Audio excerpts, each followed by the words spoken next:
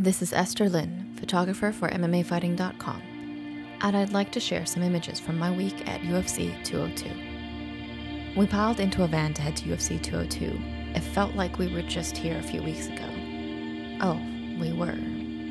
What excitement I could muster was curbed when our journey to Vegas was routed around the Blue Cut Fire, devouring thousands of acres in the towns around the Cajon Pass.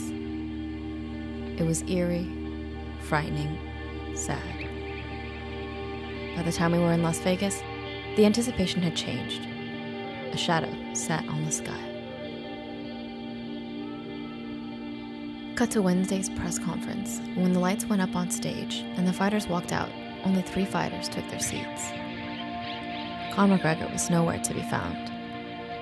Dana White began to speak on the unfairness of being late, face contorted by annoyance. The rest of the panel fielded questions, mostly Nate Diaz, answering whether or not he cared that Conor had not showed. He did not. But when McGregor struts up, the room swells. Diaz looks at his phone. Diaz's camp begins to yell at McGregor, and Nate slips off the stage and joins them, walking across the back row to the door, expletives shooting from both sides.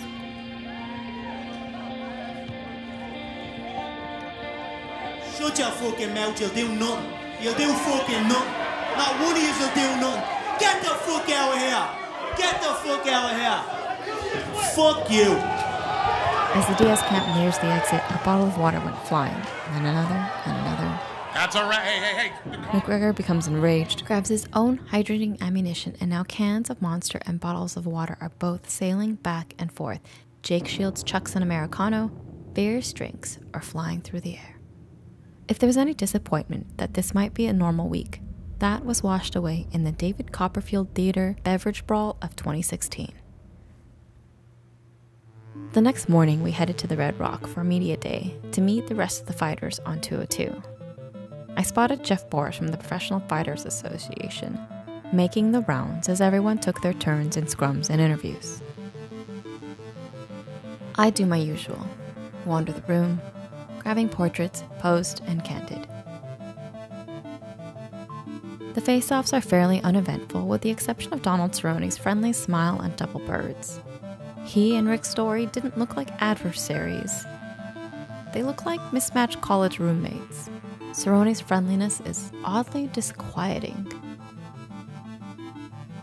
Next, we went to the open workouts.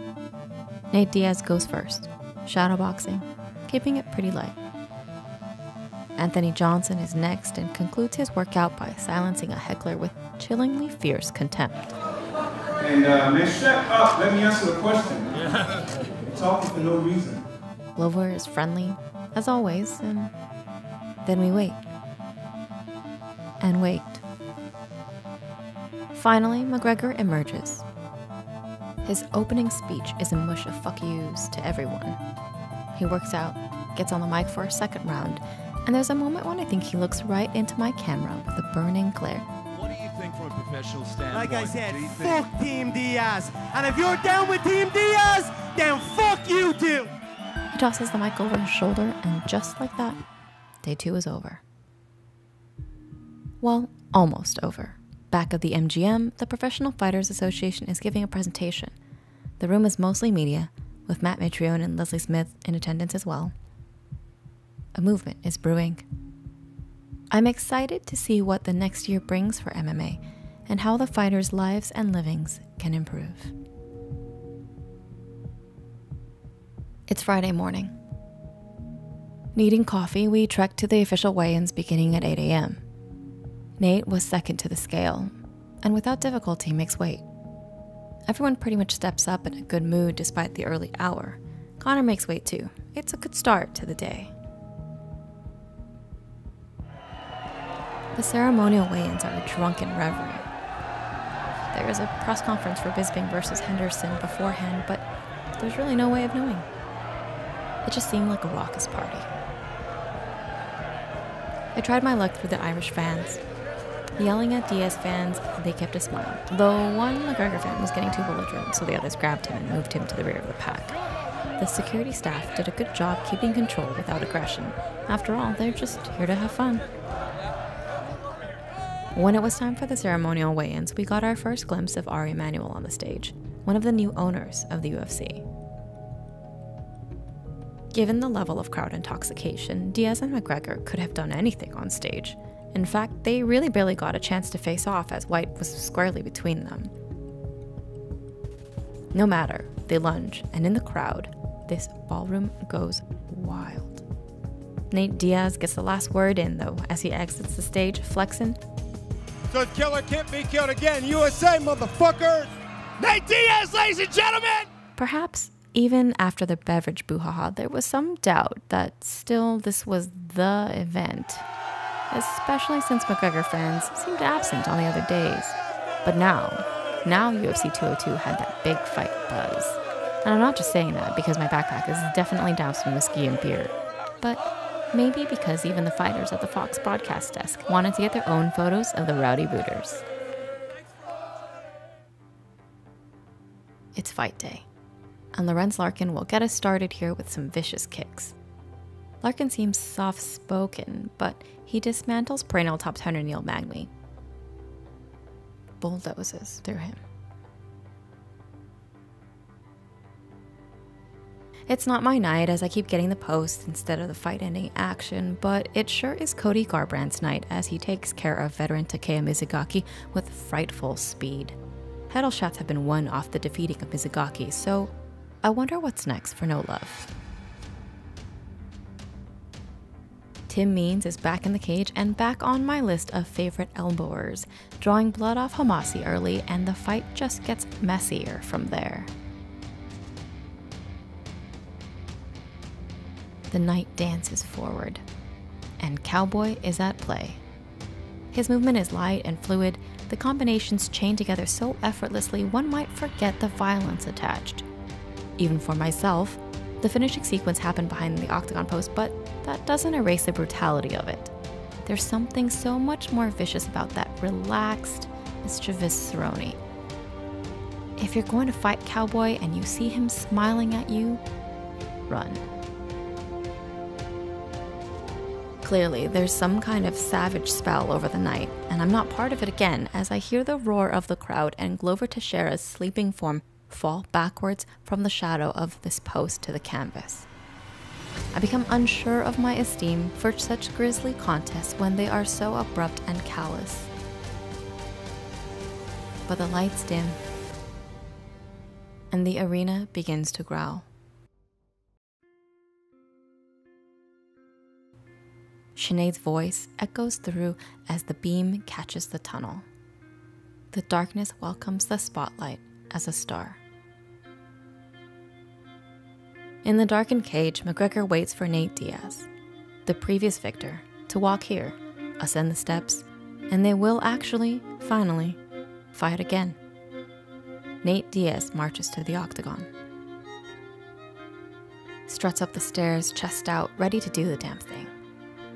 Diaz walks with a certainty I can't imagine after I've watched so many competitors sweat and bleed tonight.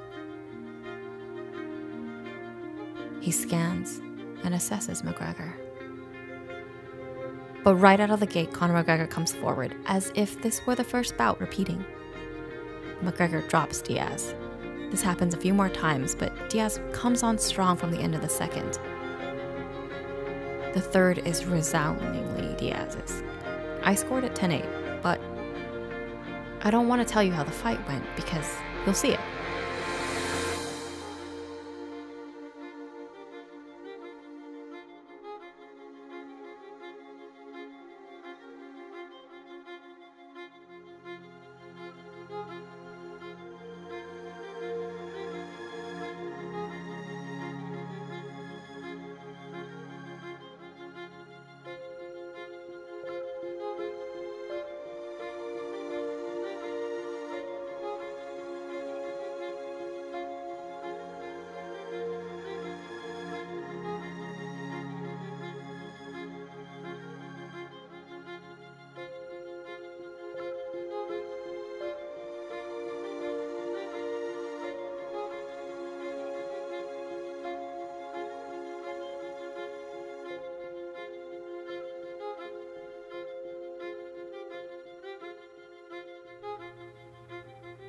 The fight is grand.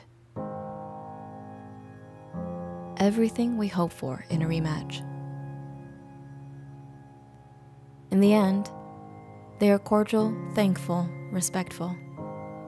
There can't possibly be any energy left to be angry, to be anything. So much effort was spent. In the end, they formed a bond through collision, through conflict.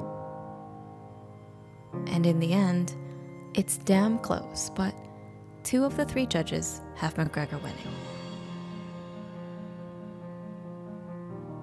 I'm uploading a few photos to our site when the music in the arena finally turns off, and that's when I hear the fans out on the concourse still rejoicing.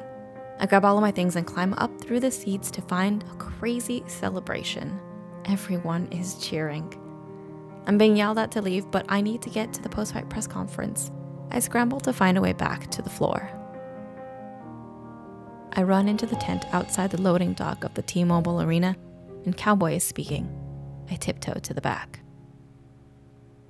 When it is Conor McGregor's turn, he hobbles in, ditches the crutches outside before walking into the tent.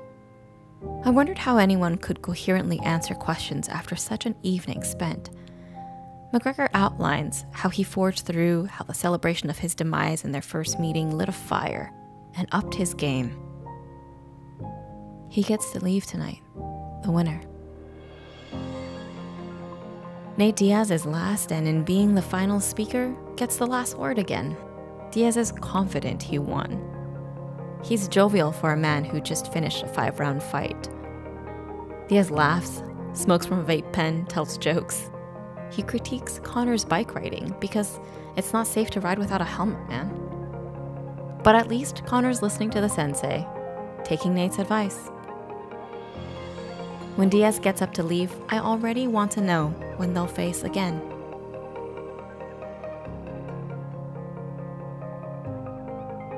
After, we're outside in the desert wind, hoping none of the lights blow over, eagerly recounting the instant classic, already speaking as if enough time had passed to reminisce. I had a lot of questions, but I wasn't at all unhappy with the result. I just enjoyed it, for the thrilling contest, for the dramatic shifts over 5 rounds.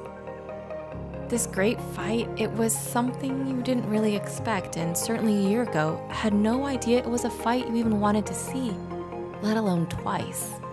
And here we are, no rush to get to our beds, echoing muffled sounds of 20,000 fans in the dry, sand-dusted air, excitedly awaiting a trilogy.